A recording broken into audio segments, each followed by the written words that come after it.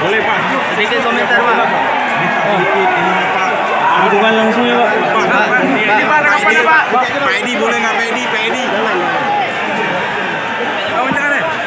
Shutdown sudah 1 jam lebih lamanya lampu yang menerangi Stadion Haji di Murtala Lampineng padam. Padamnya lampu stadion tersebut terjadi 5 menit menjelang kick-off laga 2 musim 2022 antara Persiraja Banda Aceh versus PSMS Medan pada Senin 5 September 2022 malam. Sorak kekecewaan dari para penonton dan penggemar setia Persiraja Banda Aceh riuh terdengar. Seisi stadion pun sontak dihiasi sorakan kekecewaan dari para penonton.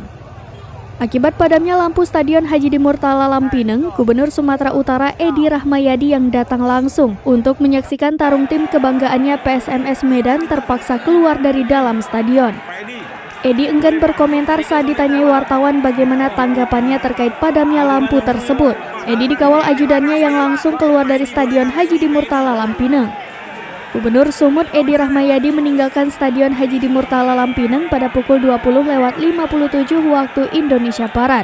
Selain itu, akibat lampu stadion itu padam, penonton juga berteriak agar uang mereka membeli tiket dikembalikan.